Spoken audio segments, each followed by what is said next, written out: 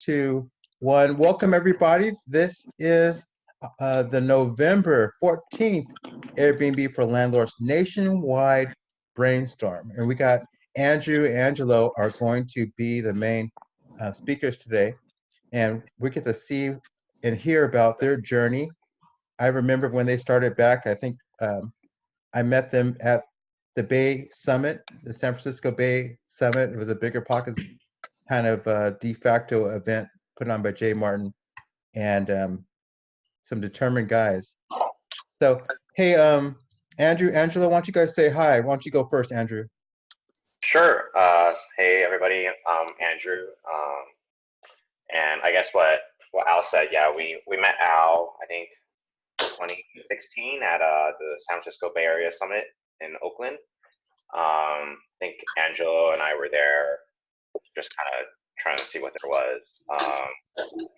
Before that, we had been attending some like meetups in San Jose, California, that Jay and like some other people from his crew were also just hosting every month or so. So we attended Al's summit, summit about like doing arbitrage rentals in the area. Before that, we heard a lot from Jay Martin in the San Jose meetup about arbitrage rentals, and we were like, wow, this is pretty interesting.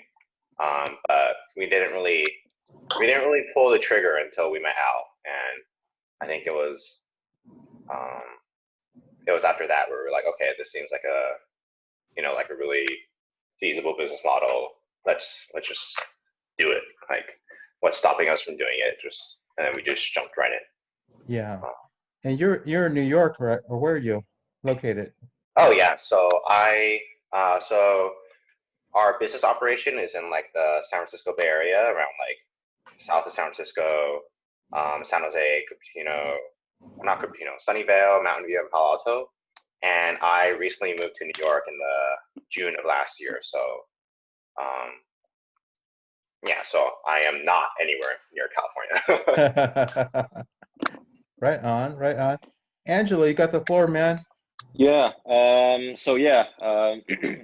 I agree with Andrew's assessment that we met Al 2 years ago. I'm Angelo, Andrew's business partner.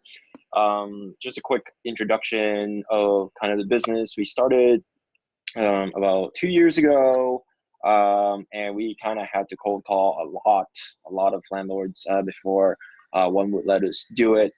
And then kind of just to maybe give you kind of context from how we started to where we are now. And then Andrew can kind of add stuff after that if there's anything I'm missing. And then we can kind of hit Q&A. I'll keep it brief. So we finally got one, I believe, in October of 2016. So around 2 years, 25 months ago. Actually started on my birthday.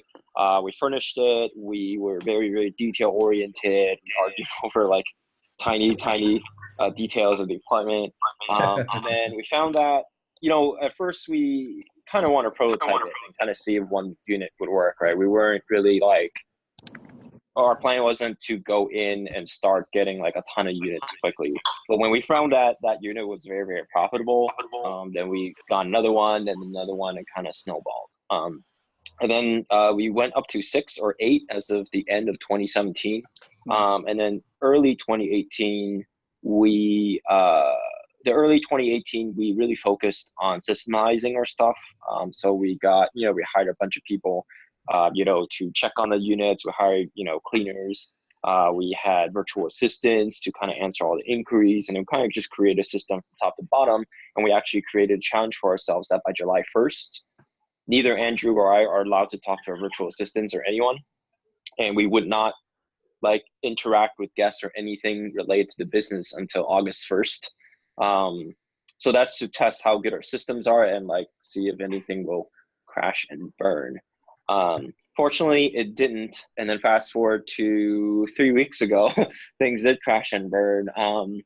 A tenant or someone thought it was a good idea to install a hidden camera in one of our smoke detectors in the bedrooms of one of our units. And then actually Andrew texted me one day and he's like, hey, all our units are disabled from Airbnb, and all our reservations are canceled.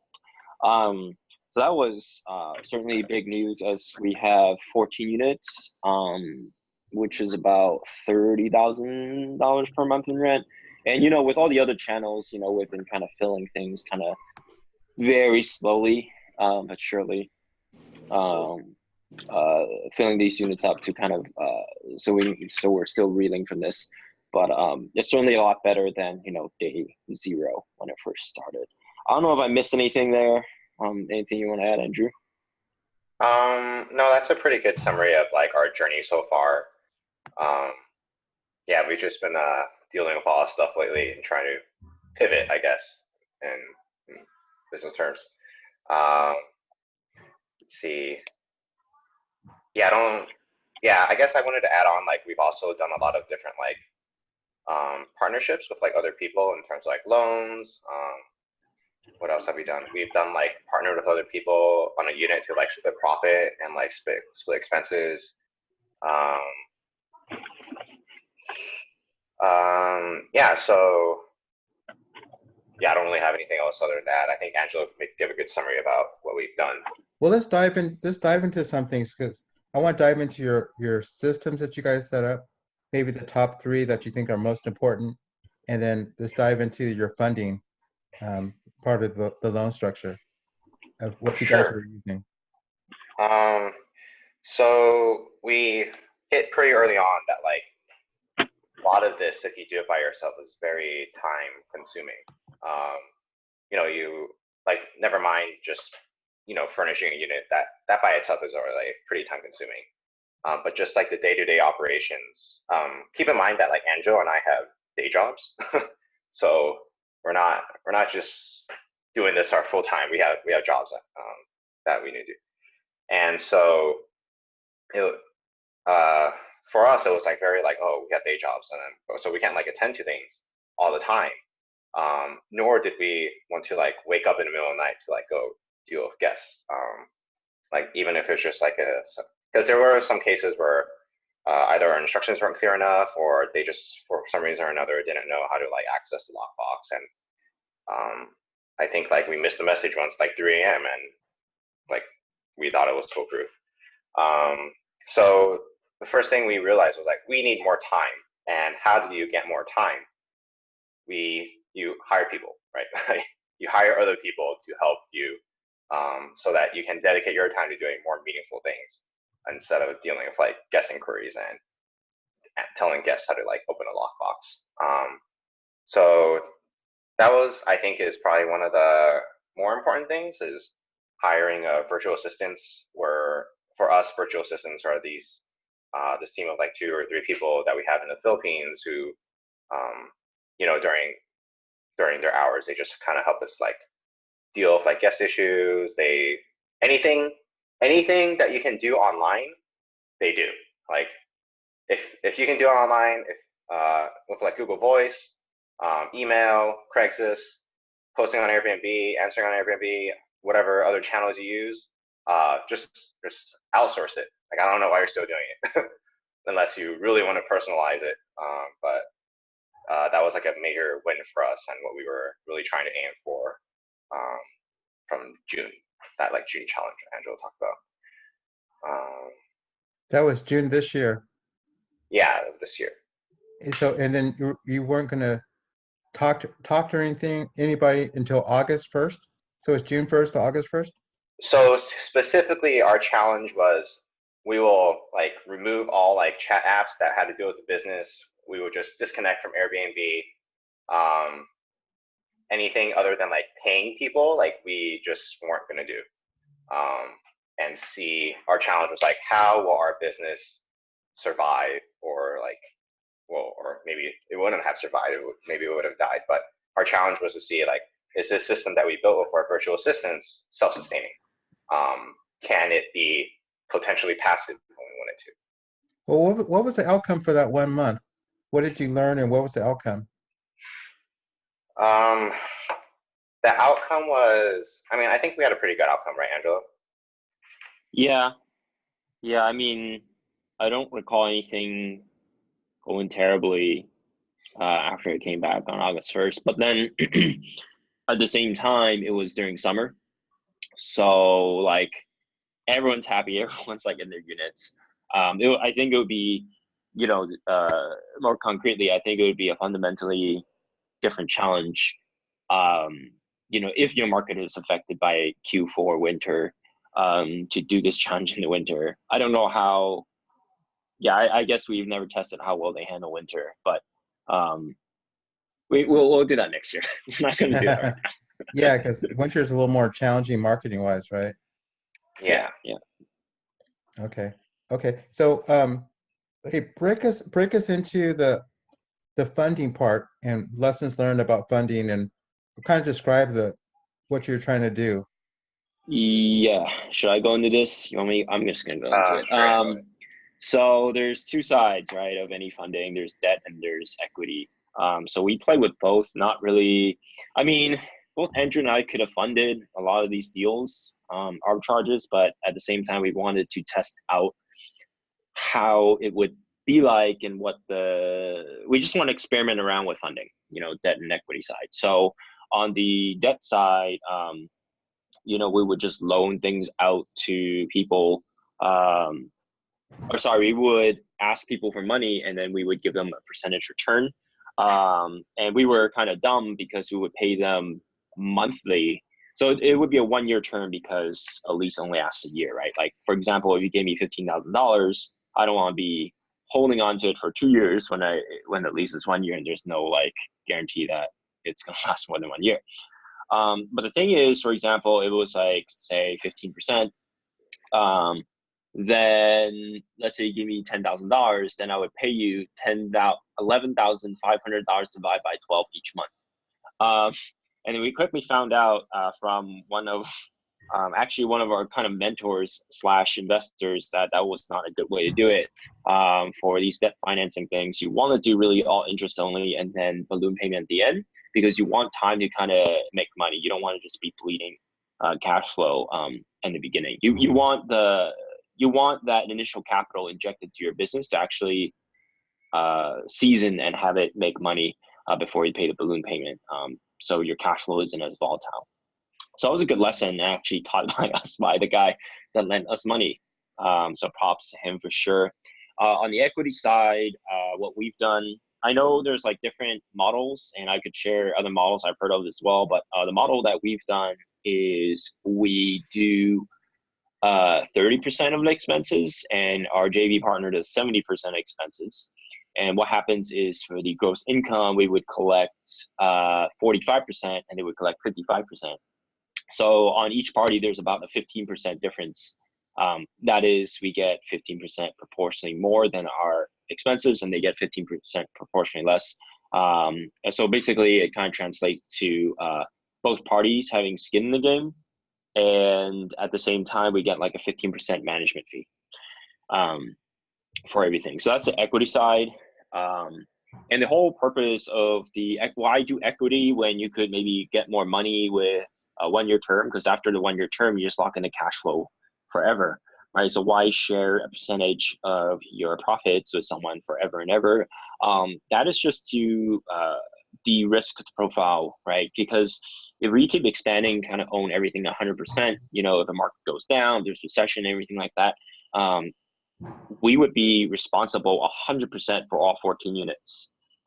Whereas, let's say if half the portfolio was kind of, in equity, in normal operating procedures, we would get less profit in those JV units. But what happens is that if something bad happens, instead of just one party, namely Andrew and I, absorbing all the expenses, $30,000 a month, it's kind of smeared out between multiple parties. And let's say you had, the more people suffering the same amount, the less painful it is for everyone, right? Like, so if let's say we're losing 30K a month, but spread between 30 people, then everyone's losing about $1,000 a month. And that's much easier to turn around than one party losing $30,000 a month, because if one party is absorbing that much damage, they could just kind of go bankrupt pretty quick. But if all 30 parties are just losing $1,000 a month, it's very safe to say that it could last a much longer. Like you have more time to turn it around. So that's why we do equity deals. It's to basically hedge against the risk of very bad things happening. Yeah, smart. And then another type of JV deal I heard actually from Ethan. I don't know if he's here, but a shout out to him for that. I don't think he's here. I'm just scrolling through. He does something where I believe he would do 70-30. So the investor gets 70% of net profits and he would get 30% net profits. And then after the investor gets 150% of the capital back, so 50% returns on their original principal, then the 70-30 changes. So they get 50% ROI, 150% ROI on their investment, and then thereafter they still get like a permanent cash flow of 30%. But then he now would keep 70% of the net cash flow, which is also a deal that kind of wins for both parties. But then you can, there's no right or wrong way to do it. I would just kind of say, if you do equity deals, just do whatever you're comfortable with and whoever you're partnering is comfortable with. Yeah, I would say that the if you have a lot of experience under your belt, then you can do more things. Right there, that first one, like you were sharing with Ethan, is very low risk for the investor because they got 150% back in their whole, and they have infinite returns thereafter. That's a pretty sweet deal. Oh yeah. That's a super, super sweet deal. But I think you can only do that after you have some success under your belt. You may have to give away the farm to start off. Yep.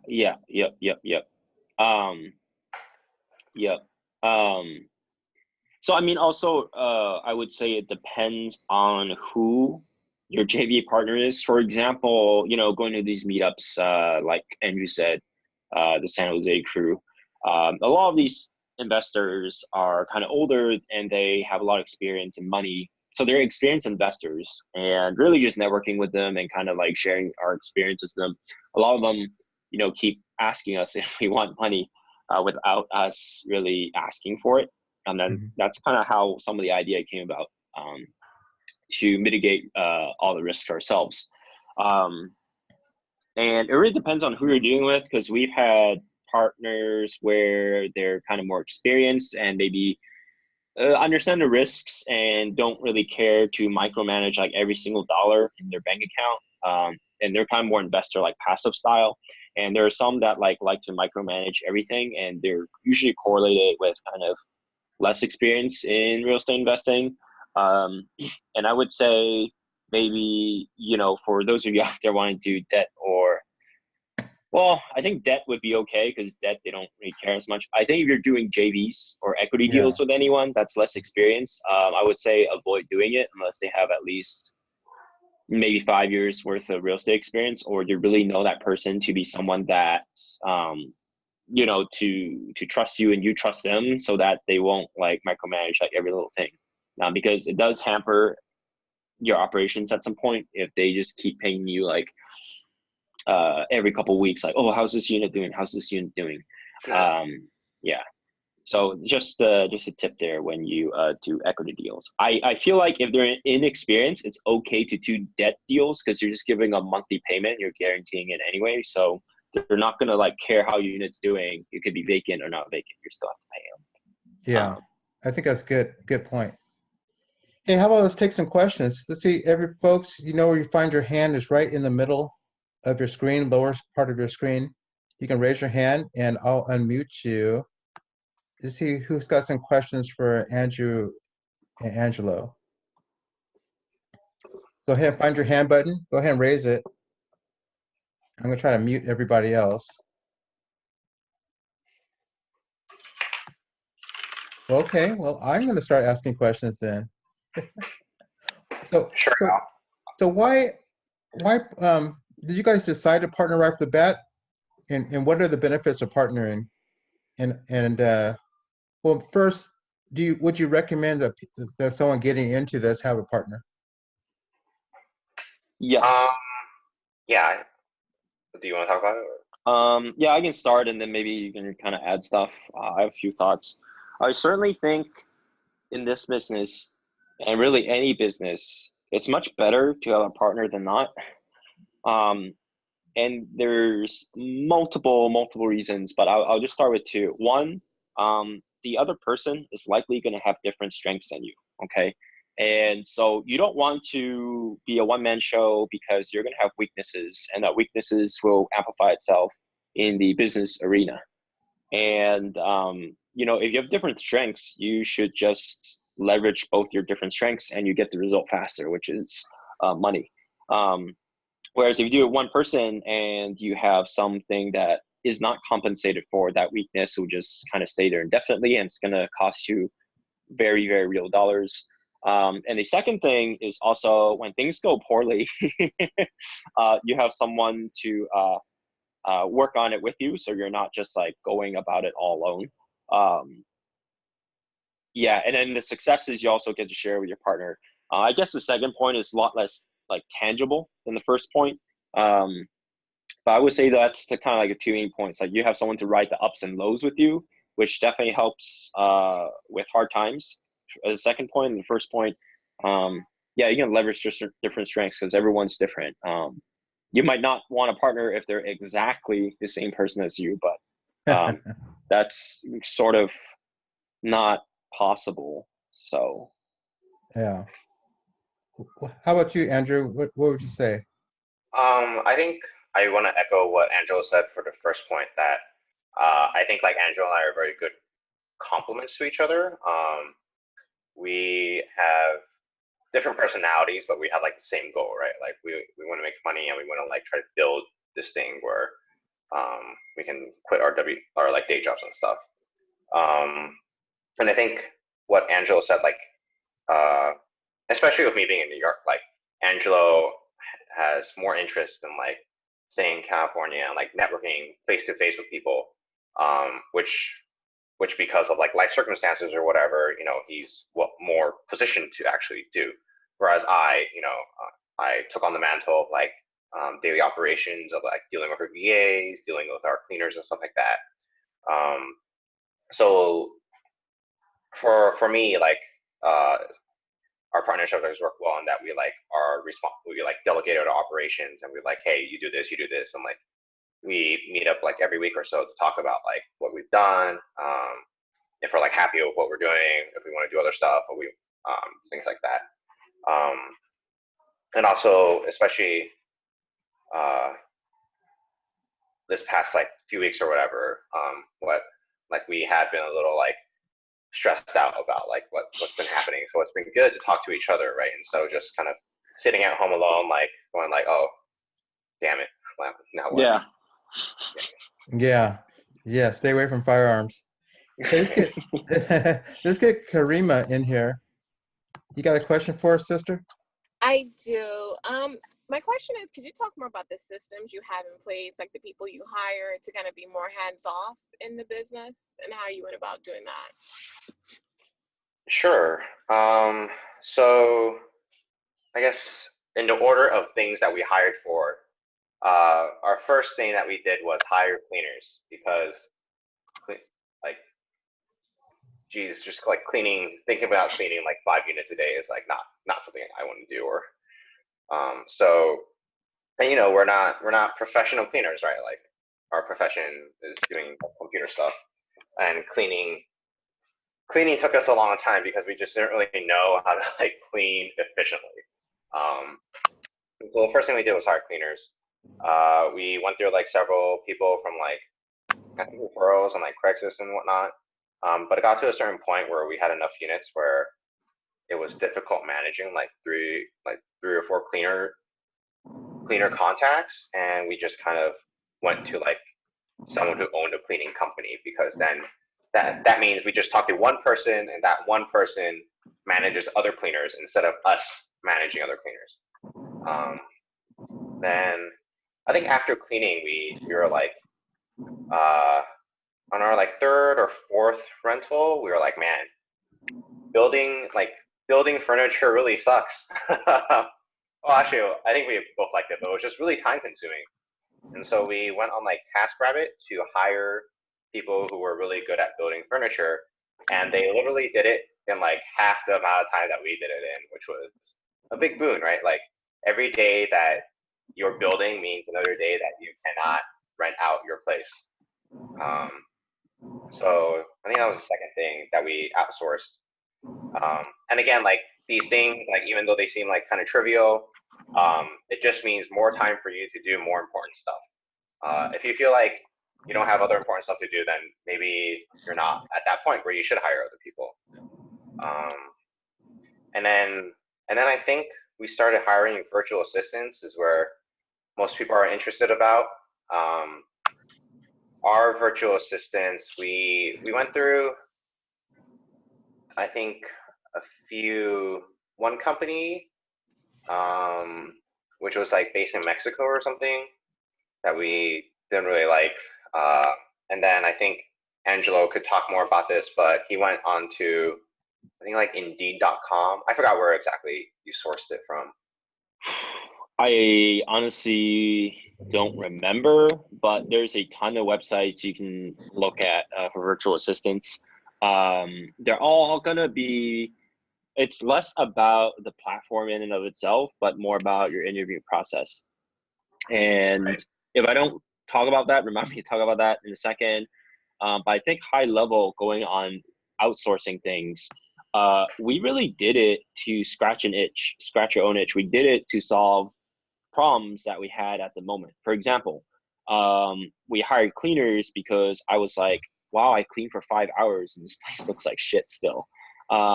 And we hired people to build furniture because, we eventually, I think there was one weekend where we did 2 in the same day, 2 units. We got 2 arbitrages in the same day, and we're like, there's no way we could possibly fill 2 units in the same day. So we had to hire TaskRabbiters, right? So Andrew was at 1 unit, and then there's he was managing 2 TaskRabbiters, and I was at 1 unit managing 2 TaskRabbiters, and we're like, okay, this is boring. Let's go eat Chipotle or something. So I mean, I would not recommend you outsourcing everything within the span of a day or a week. I would just say, hey, gradually outsource things that you don't want to do at scale, right? I would say cleaning definitely first. I personally just am not good at cleaning, so it's just leveraging someone else's strength. Even if I loved cleaning, I'm just not good at it. So guests would complain every single time. And then the other thing is really, just scratch your own itch, right? If there's some stuff that you're very good at and you don't mind doing, it just takes you very little time, and you don't see a need to outsource it, don't outsource it. But if there is a need for you to outsource something, then go ahead and do it. And then going back to vetting virtual assistants, what you want to do, the trick to vetting virtual assistants, because it's very imperative that VAs follow your instructions to the dot. If they deviate from your process and your systems, you now have an unpredictable crew doing things that are unpredictable. And if they do just unpredictable things, then your results become unpredictable. And your results are unpredictable, then your rental income will be unpredictable. So what I do is I make sure that they're detail oriented before I even interview them, because you're going to get hundreds and hundreds of applications, and 99% of them you don't want to interview. So how do you save yourself time up front?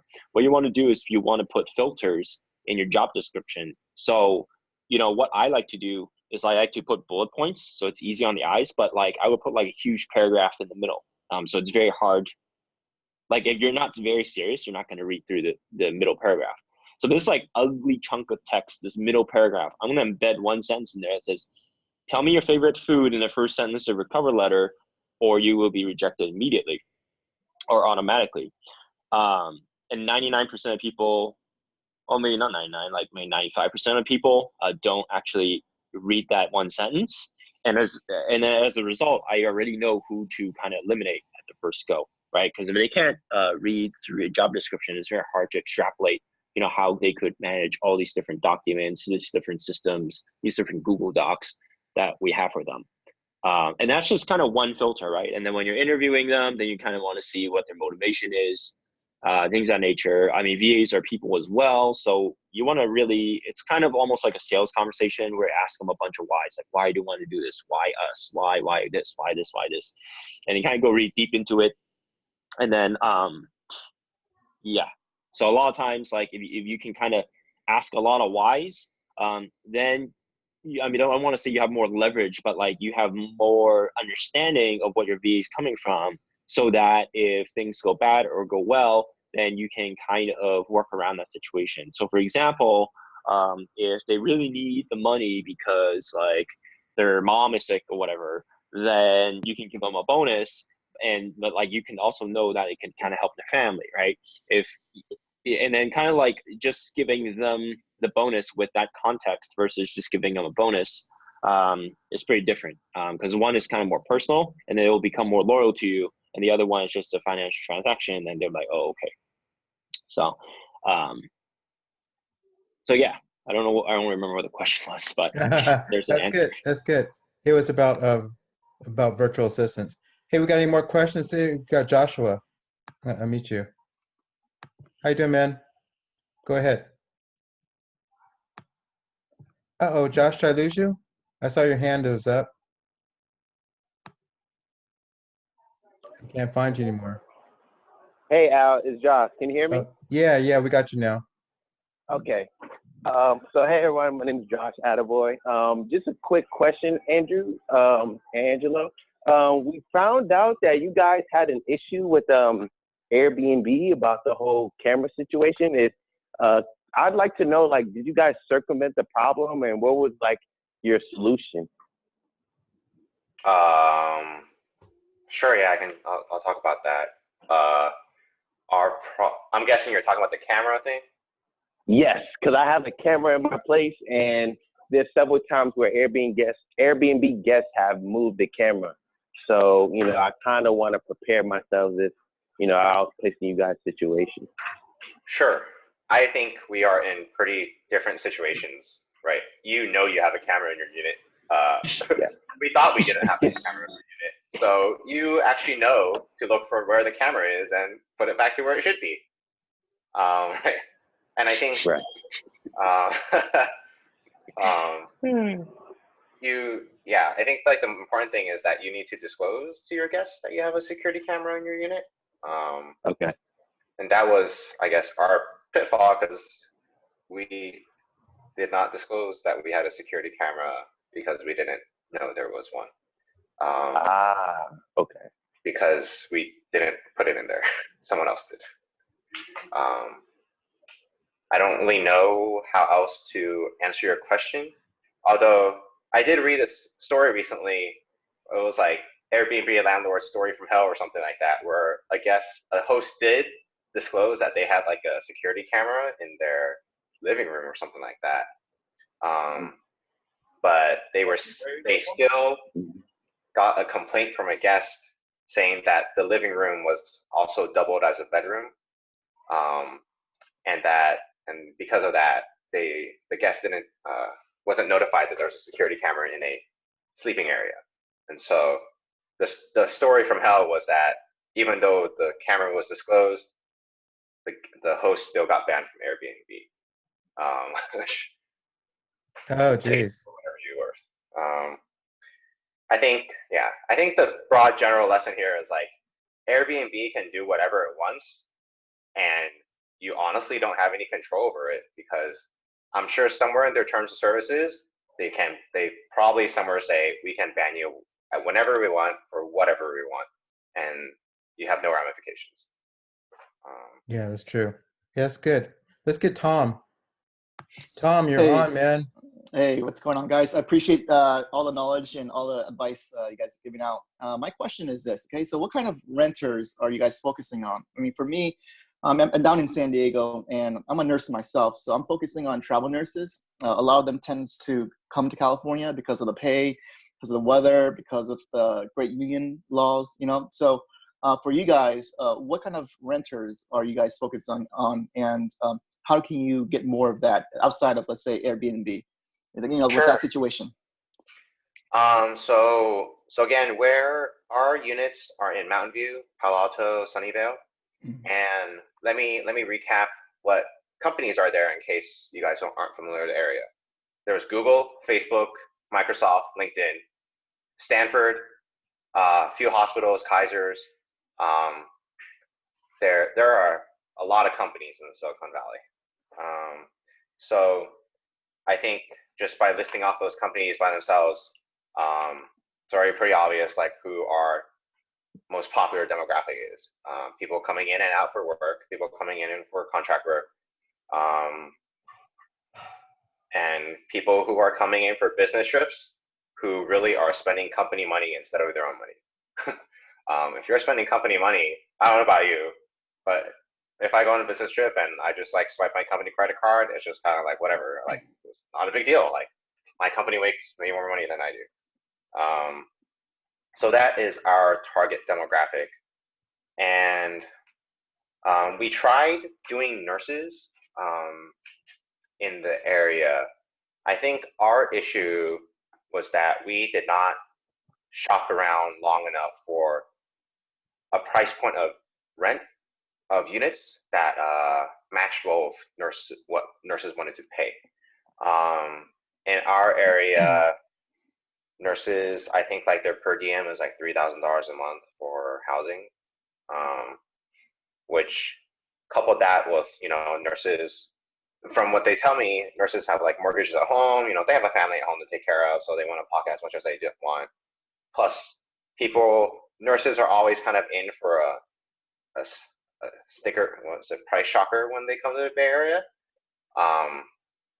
And so I found nurses kind of hard to market to of our units because we acquired a lot of 1 bedroom, 1 bath or studio apartments, which in and by itself like kind of command like a pricier price point as opposed to if we got like a 3 bedroom single family house or something like that. I forgot what your second question was. So like, obviously with the whole issue with Airbnb causing guys problems, are there other alternatives that you guys are finding to, circumvent the issue? Like let's say other websites or other forms of internet marketing to bring in clients? So we're on Craigslist. It's pretty fresh in our mind, but like recently we've doubled our like Craigslist efforts in terms of like writing different copy, like different marketing words and try to target different people. Like we would, like if our title was targeted towards nurses, in the body we would list off like all the hospitals that are nearby. If we're trying to target, if the title was like to target people relocating, we would write about like what companies are near this unit, etc. So that's one thing. Another thing we've done is post on like Facebook Marketplace with kind of like the same effect. Angelo's recently been trying to do Facebook ads in terms of like being able to target. I don't really know the extent of Facebook ads, but it seems like you're allowed to target different categories of users, of like people traveling or people somehow Facebook determines that they're a nurse or they're in tech or they work for, well, I guess work for a certain company is easy since you type in what company you work for. Things like that. And then what else? What else do we do? I mean, of course, we're like on other platforms other than Airbnb also, like like TripAdvisor or VRBO. Have you guys tried Google Ads by chance? Yeah. And how did that work out? So I didn't talk about the paid advertising. I don't know if there's anything else you want to add, Andrew, before I kind of talk about that. Okay. So let me talk about Google Ads first and then Facebook ads. So Google Ads is pretty interesting in that we can't spend our daily amount. Like, so on Google Ads, there are things you can include and there are things you can exclude. Okay. So for any geographic location, you can have basically 3 choices: people who are interested in the area, people who actually live in the area, and then people that are both, like interested and live in the area or live in the area. And you can exclude the same thing. So basically targeting is basically people who are interested in San Francisco Bay Area, but do not also live in the San Francisco Bay Area. That's kind of like the targeting. Now, the thing that's not so good with that is that there's not a lot of traffic coming through. I got put at like $30, $40 a day, but it only lets us spend like $2 a day because there's only like 1 or 2 clicks. And we're ranked like 2nd or 3rd in the ad placement. So it's not terrible. It's not great, but it's not terrible. Usually you're going to see second address at the top, and then maybe Zeus Living, Airbnb on the second. And then so next thing is the next thing I want to talk about is like Facebook ads. So Facebook ads are not like Google where you can target basically people who are interested in your area and are likely to kind of come to your area. So you can only target by really industry all across the US. So I just did all across the US because most travelers, like travel nurses, they don't travel internationally to do stuff because I'd assume that's just too much. So I just target people that work for certain companies like Google, Cisco, Microsoft, blah, blah, blah, blah. All these people, even travel nurses, and just like run ads all across America, just like a shotgun, right? Like no real refinement in demographics. And when I found that is it's pretty expensive. We get about $50 to $60 per messenger message. So each lead is about $50, $60, and they're not really good leads. They're like, oh, your place is $3,000. Can I pay you $1,100? So that's kind of like the quality. And there is a filter on Facebook where you target people that are like the highest 5 percentile or like 10 percentile of income. However, Facebook doesn't let you do that for real estate opportunities, real estate ads. So you can't even filter it by their income. Yeah. What we might do is for example, travel nurses, that's mostly relevant for you. If you do these shotgun ads, I would refine down. If budget is a huge objection for you guys in San Diego, I would refine down if you want the higher end tenants. Look at MRI techs, look at cardiac technicians. Like things are very, very specialized in the travel nurse field, so you're not just hitting any like CNA or like any kind of like people with like low stipend. You kind of want those specialists. Yeah, absolutely. Yeah. So that might be another way to kind of refine your filter, but then at the same time, you're still just targeting all across the US. So there's no real indication or filter that says, hey, they're coming into San Diego. But even if it's like $20, $30 a lead, if they're quality leads and you make about 1,000 net a month, that's not bad, right? No, it's not bad. I tried Facebook and it didn't work out for me. I tried to, Angelo is my marketing guy. Angelo handles my Facebook ads, and I was discouraged. I hope you have you got any hits off of that actually is converted off a Facebook ad? No, we've got, I don't know, like 15 inquiries, but yeah, none were kind of really, that's like the budget was not in the range. So there are 2 things. One, they were certainly interested in the area, so they're part of the market. So there's a couple things that could have went wrong. One, it's just maybe they're just not qualified, but also 2, we might be able to do our back end sales process better. I see. Hey Al, I have a question. So what about having connections within the hospital? For example, where I work at is Sharps Healthcare, and that's the biggest health system in San Diego. So I was thinking, like they have they call it SRM, Sharps Resource Network, where they hire people from out of city, out of state, and they have they hook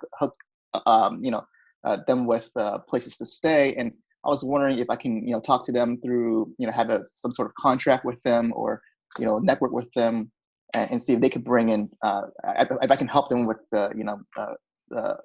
residing, helping them find housing for them. I don't know if that's something that you've considered before, Al. I don't know if you had any experience with that. Yeah, I haven't had that. From what I understand, in my area, Sacramento, is they post to the agencies that they have a need, and those agencies go and they headhunt, and they bring it back in. It's just easier for the folks here in Sacramento the way they do it. Mhm. But and also in Sacramento, there's a lot more competition now. When I was first starting, maybe I'm running my mouth too much here in Sacramento, but now everyone wants the travel nurse now. So I've moved on, and I've been my cheese has been moving for a while now, so I've been moving on to different markets. So like for now, like I was telling at the beginning, there's a lot of people displaced by wildfires up here, and same with you down there. So there's an active need for housing, and it's going to be for the next 4 months for sure. Mhm. So those are not that we want to take advantage of that, but I'm just saying that's an acute need right now. There is. Yeah. Yeah, huge fire. Let me get some other hands up. Folks, find your hands and just jump in and ask your questions. We got two experts on the line, Andrew and Angelo. I think Angelo, I'm putting you up in a marketing expert that you are. I consider you with different online ad strategies. So folks, if you have a question, now is the time. We got about 12 more minutes. Folks are shy.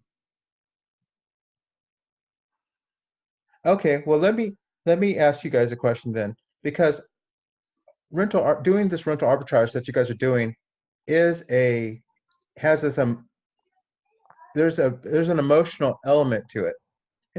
It's, I mean, I never get comfortable with a vacancy, and I don't think I know I'm going to fill it, but there's still like I'm free falling for a little bit. So how do you guys handle the emotional part of it, of the business? We're robots, so we don't have to handle it. No, I'm just kidding.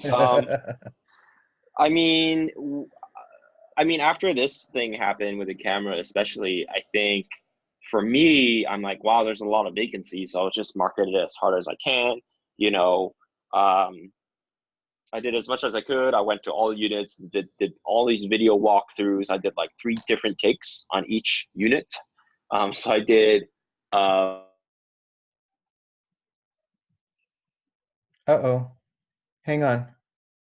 Something happened. Okay, go ahead. Oh, okay. There you go. Where did I get lost You here? said you're marketing as hard as you can.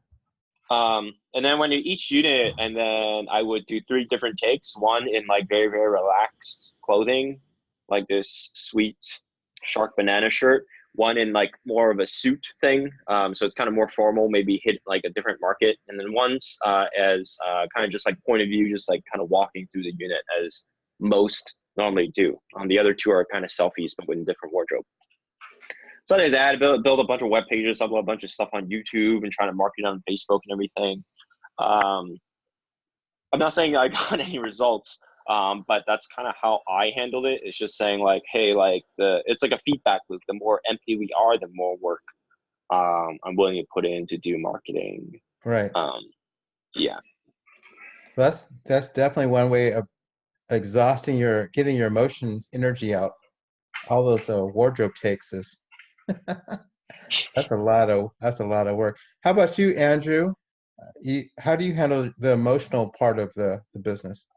I think it's really just like don't panic. Like just look at what your weak points are if you're vacant, right? Like you're probably vacant for a reason. Either like you're not marketing well enough, maybe your unit's not as good as you thought it was, and like you didn't like do the analysis correctly, and you're just like overreaching on your price point. I think I mean, we keep talking about like this recent Airbnb thing, but it really like highlights what we feel like we've been doing wrong. Like we were relying way too much on one thing to like power our business, which always kind of like a bad thing to do.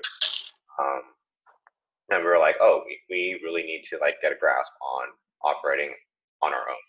And so I mean, yeah, we panicked a little bit. I kind of woke up 3 hours before Angelo, and I was like, oh man, when Angela wakes up, it's gonna be it's gonna be a ride. But like that morning, I was like trying to get a hold of Airbnb, and I was like, "What's happening? Someone tell me what's happening. Someone tell me what's happening. Someone tell me what's happening."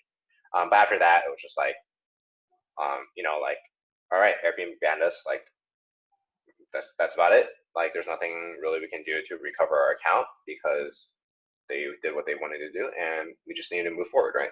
And so now, we're doing what we're doing. Well, I think you guys are, on your own platform. Just get Corey in here. Corey, go ahead. Can you hear me? Yeah, go ahead.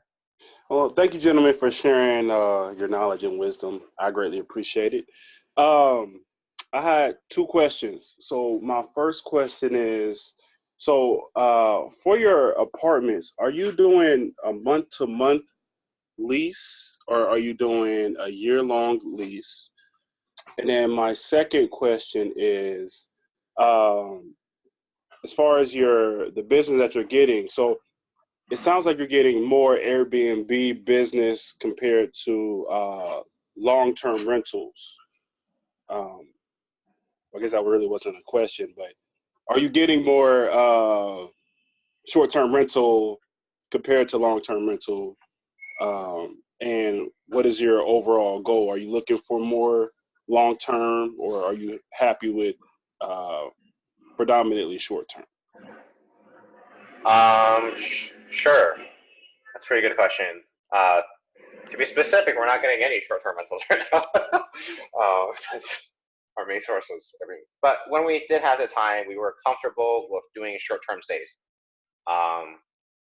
And the reason for that is because we didn't, short-term stays have its own like bad side, right? You got to deal with all this turnover, you got to schedule all this crap, you got to schedule cleaners, you got to deal with more inquiries, more things can go wrong. I think Al really like espouts 30-day plus rentals because there's just less. One of the main benefits is there's just less stuff to do. And for us, I think we recognized that doing short-term rentals was more work, which is a large driving factor of why we hired people to do work for us. There was more work, but we just got more people on. And for, I don't know if that really answered your question. Did it answer your question, Corey?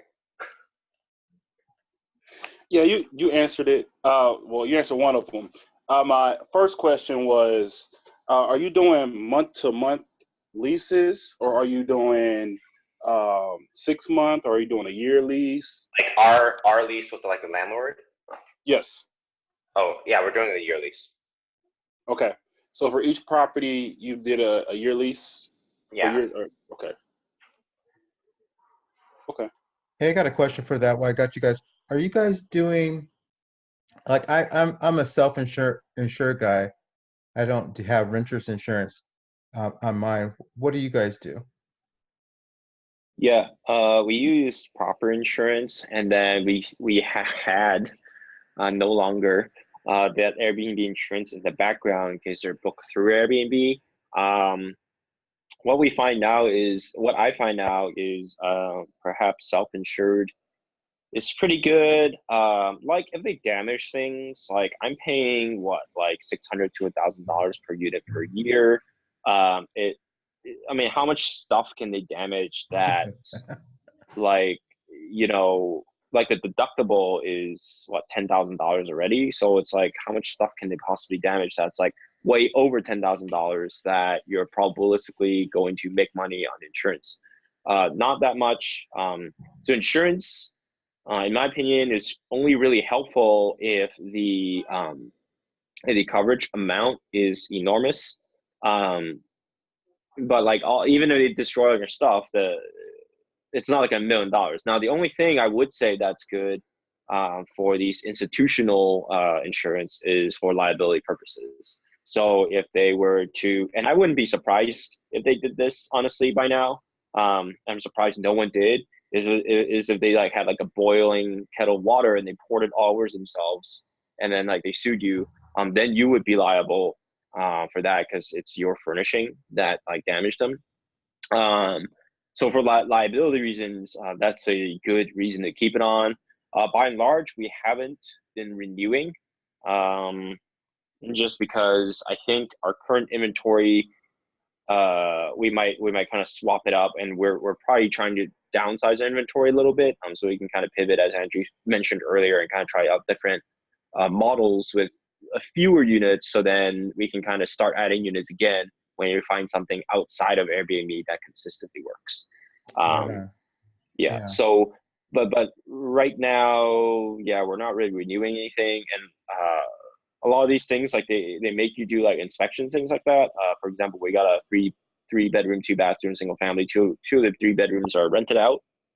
So we're like, we can't even go in there and do the inspections just because the tenants are there, and they're both travel nurses. We don't think, they're going to destroy everything, and even if they did, it's okay. Yeah, I've never had any. I never had them. But hey, guys, we're coming up to the end. Thank you so much for sharing all that. It was good. It's actually good seeing you guys. Yeah. See you all the time. But folks, if you want to get a hold of these guys, they're definitely are available through our private Facebook group. You can just send them a personal message, and if you're watching a replay, you can